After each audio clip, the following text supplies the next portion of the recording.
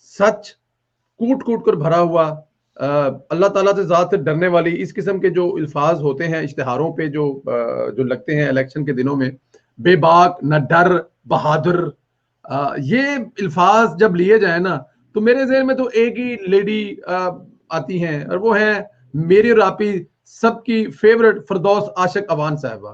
जहां भी जाए जैसे भी हों वो बिल्कुल खोल के सब नजर आता है कि फिरदौस आशिक अवान साहिबा आई हैं। उन्होंने सियालकोट में दौरा किया है एक बाजार का जो रमजान बाजार है, और वहां पे जो सदफ साहिबा शायद नाम है उनका, जो एसी है, असिस्टेंट कमिश्नर है, जिस तरह उन्होंने वहां पे उनसे बात की है, ये मेरे ख्याल में एक अपनी मिसाल आप है। पहले आपको वो सुना देते हैं और फिर इस पर बात करते हैं कि क्या अवामी नुमाइंदों को ये हक है कि सरकारी मुलाजमीन के साथ इस तरह की बदतमीजी करे। पहले ये जरा क्लिप देख लें। आप तो राशि सबके लिए है, आपके लिए आप कोई आसमान से उतरी हुई है? बिल्कुल आसमान से नहीं उतरी हुई, बाकियों के लिए राशि नहीं है। आपको ज्यादा जान अजीज है, कौन की जान है ऐसी?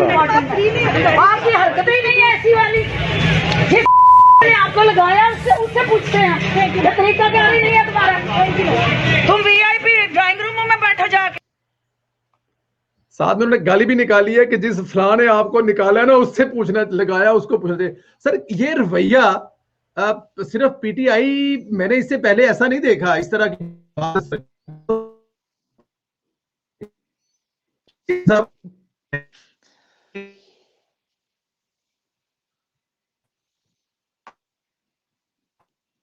अवाम के लिए ग्रुप में है, लेडी है, वहां पे है, मौजूद है खड़े। इस रवैये पे क्या कहेंगे फिरदौस आशिक अवान साहिबा को? ऐसा वैसे तो मशहूर है इन बातों के लिए, इस रवैये के लिए, लेकिन क्या कहेंगे आज के उनके इसके जो ताजा हमला है, इस ताजे हमले पर क्या कहेंगे आप? तो मेरा ख्याल है ये सदफ जुम्सी ने पहले ये इस्लामाबाद में भी अपॉइंट थी, अगर मैं गलती नहीं कर रहा तो बड़ी ये दिल से काम करती हैं, और ये काफी बड़ा ग्रुप है। ये पाकिस्तान के अंदर मुख्तलिफ जगहों पे ये मियां जो है ना नवाज शरीफ और शहबाज शरीफ का जो एक नजरिया था, ये वही बैच है, ये वही बैच है। ये बहुत ऑनेस्टी के साथ काम करते हैं और बड़े दिल के साथ काम करते हैं। ये ऐसी जिसको कह सकते हैं फ्ली मार्केट टाइप किसी ये बनाते हैं और ये काम करते हैं ताकि पाकिस्तान की आवाम को फैसिलिटेट कर सकें, जो कहसान है उसको ज्यादा से ज्यादा नफा मिल सके और लोगों को कम से कम नर्क पे जो अजनास मिल सके। अब उसके ऊपर ऐसा डंगर छोड़ दिया जाए जिसको ना बात करने की तमीज, ना शऊर, ना उसको ये पता है कि जनाब तूने क्या मुंह मार दिया। अगर सब स्टैंडर्ड तुम्हें फ्रूट नजर आया तो उसकी वजह पूछो, रेट पूछो। सर हम लोग खुद एक मुनासिब सी फैमिली से ताल्लुक रखने वाले लोग हैं। हम लोग जब देखते हैं ना कि टमाटर बहुत सस्ता हो गया, ज्यादा उठा लेते, उसको स्टोर करने के तरीके ढूंढते। ये सब घरों में होता है। मिर्चें देखते हैं तो लोग अब ऐसे होते हैं कि मिर्चें पीस के उनको बोतल्स में महफूज कर लेते हैं। ये सब कुछ करते हैं। अगर आपको थोड़ा सा सब स्टैंडर्ड फल नजर आया तो उसके रेट से तनासब करें ना उसका। आप इसको उठा के फेंको, ओ खुदा के बंदो, यहां पे लोग भूख से मर रहे हैं, उनको फैसिलिटेट किया जाता है। जो थोड़ा सा दागी फल होता है वो भी बिकता है, उसका रेट होता है।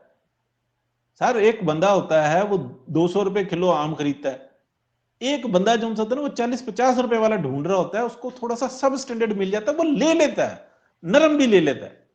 ये तो गुंजाइश की बात है ना, ये दुनिया है, इसमें हर तरह की है। लेकिन एक इज्जतदार तरीके से वो देखें आपने कितनी खूबसूरत मार्केट लगा के रखी हुई है जी जी, कितने तरीके से जनाब वो स्टॉल्स हैं।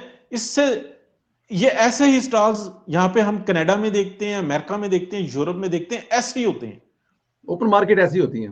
उसके अंदर ऐसा डंगर छोड़ दिया जाए जिसको ना शऊर, ना वो उसके मुंह से कोई अच्छे अल्फाज निकलते हैं, मतलब जो एक बजाते खुद एक चलती फिरती लानत है, उसको इतना बड़ा ओहदा दिया हुआ है, उसने जाके उस बच्ची के साथ क्या अशर किया। वो एक ऐसी है, मतलब देखें उसके, मैं कहता हूं हौसले को सलाम है जिस तरीके से वो किसी की देखें, वो बेटी है, कौम की बेटी है, वो काम कर रही है इस मुल्क के लिए, हमारी बहनों की तरह, बेटियों की तरह है। तो ये रवैया जो है ये बड़ा एक काबिल मुजम्मत किस्म का रवैया है। लेकिन दुख और तकलीफ वाली बात यह है कि फिरदौस आशिक अवान साहबा को कोई पूछेगा नहीं, कोई इनकी सरनसी की जाएगी, कोई इनको कुछ कहा नहीं जाएगा। ये एक बहुत क्योंकि जिनकी ये पैरोकार है, जिनके नीचे ये काम कर रही है, वो खुद इस किस्म के हैं।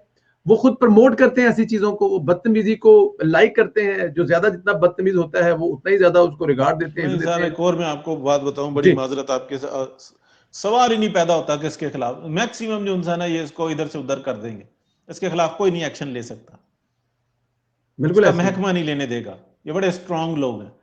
लेकिन ये जो बदतमीजी किया, पूरी दुनिया में मुंह काला कराया, इसका कौन जिम्मेदार है? वो तो हो गया ना, क्या गलती थी उसकी, साबित कर सकेंगे आप में कोर्ट ऑफ लॉ में?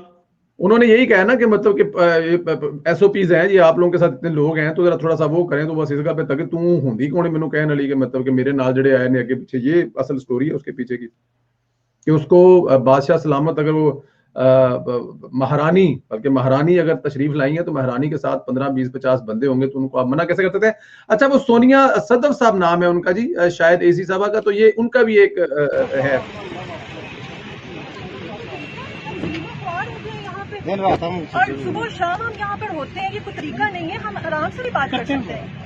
और गर्मी का मौसम है, कोई फ्रूट अगर खराब हो भी गया है तो ह्यूमन एरर का भी कुछ चांस होता है। बस ठीक है, कोई बात नहीं, मैडम को विजिट कंप्लीट करने दे, फिर हम निकलते हैं। जी बताया उन्होंने क्या, इतनी बड़ी बात कर रही है कि वो मैडम को विजिट कंप्लीट करने दें फिर हम निकलते हैं, यानी कि फिर हम अपनी ड्यूटी पे चढ़ जाएंगे। जी जी, मतलब ये मार्केट में घुसा हुआ वो सांड है कि जिसके निकलने की जो इंसान सोची जा रही है कि बस ये निकल जाए अपनी पूंछले मार के, मतलब शर्म से डूब मरने का मकाम है। इन्होंने सियासत को गंदा की है, इनकी जबान इतनी गंदी है। और उसकी मेहनत देखें, उसने कितनी खूबसूरत मार्केट लगा के रखी हुई है। क्या एक एसी, कितने नखरे होते थे एक टाइम में, एक इंस्पेक्टर को मिलना मुश्किल होता था, और वो कितनी ऑनेस्टी के साथ काम कर रही है, ना कुछ का नखरा है ना कुछ है, वो उसके जो सबॉर्डिनेट हैं उसके साथ मौजूद हैं, लेकिन उनकी भी इज्जत देखें, उसका ख्याल वो कर रही है।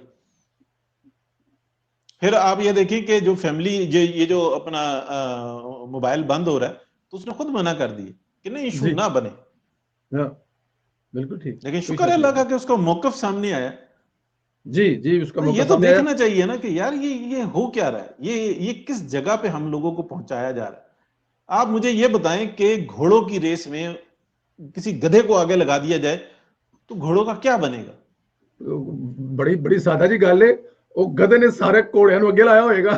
ये तो बड़ी सादी सी बात है सर, उस गधे ने सबको आगे लगाया नहीं हुआ सर। अब देखे, सब घोड़ों को नहीं आगे लगाया हुआ। आप देख ले किस किस काबिल लोग हैं जो इस मुल्क को आगे ले जाने वाले हैं। इस मुल्क की सारे के सारे काबिल तरीन लोग हैं, एक गधे ने सबको आगे लगाया हुआ सर। अच्छा जदीला साहब, मुझे ये बताएं कि मियां नवाज शरीफ भी ऐसे ही दौरे किया करते थे, अचानक दौरे किया करते थे, और जब कई नेग्लिजेंस पाई जाती थी वो मुअत्तल कर दिया करते थे। कभी आपने देखा कि ऊंची आवाज में किसी से बात की? सर ये जो है ना, ये फिरदौस आशिक अवान, इमरान खान, साकिब निसार, शायद साकिब निसार की आपको वीडियो याद होगी, वो एक कमिश्नर के, वो एक जज के ऑफिस में गए थे, जिस तरह वहां पे वो बदतमीजी करके आए थे, उनका टेलीफोन उठा के फेंका था शायद। ये छोटे लोग हैं, इनकी सोचें छोटी हैं, इनके ज़हन में ये चीजें हैं कि ये इस काबिल नहीं है लोग, इनकी तरबियतें नहीं है, इनके खानदान नहीं है, इनके ब्लड नहीं है, इनके खून नहीं है, ये सादे लफ्जों में इस काबिल नहीं है। इन लोगों की अल्लाह ताला की जात ने पंजाबी के अंदर थोड़ी जबोता पाया है।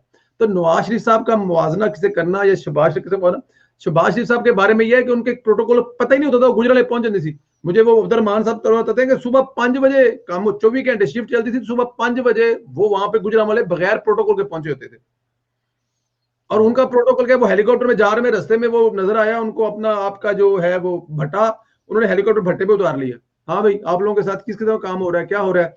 फिर मैं वो कल एक वीडियो देख रहा, वो हॉस्पिटल में गए हैं, वो बुजुर्ग औरत बैठी स्टूल पे और उनके सामने नीचे अपने घुटनों पर बैठे हुए उनसे पूछ रहे, बताएं कि आपको कोई प्रॉब्लम मसाइल, यहाँ पे दवाइयां फ्री मिल रही है, चीजें हो रही हैं। सर, करने वाले जो काम होते हैं ना, या जो लोग होते हैं, वो बड़े डिफरेंट होते हैं, उनके नेचर, खानदान, तरबियत में फर्क होता है।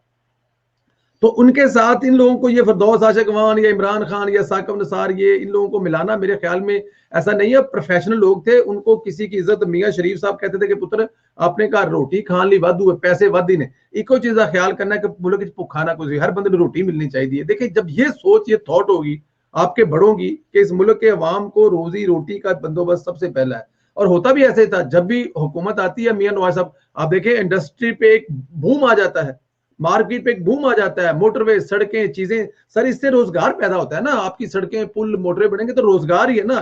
सीमेंट से लेके, इंटी से लेके, बिजली से लेके, गारा से लेके, मजदूर से लेके, उसमें सारे ह्यूमन लोग काम कर रहे हैं ना सर। तो बड़ा फर्क है सर इनमें और उनमें, इसमें कोई चीजें है। मुझे आपको एक वीडियो दिखानी है, बड़ी अहम वीडियो है, और उस वीडियो के बाद ये पाकिस्तान की जो आज तबाही है ना, सारा कुछ इस वीडियो के अंदर मौजूद है। और कौन तबाह करने वाले इस मुल्क को, किस तरीके से तबाह करने वाले, और कौन बचाने वाले थे जिन्होंने इस मुल्क को बचाने की खातिर अपनी जिंदगियां तक दांव पे लगाई हैं। ये जरा एक सीनियर जर्नलिस्ट हामिद मीर साहब है, उनकी वीडियो सुनिए और उसके बाद स्टेटमेंट करिए।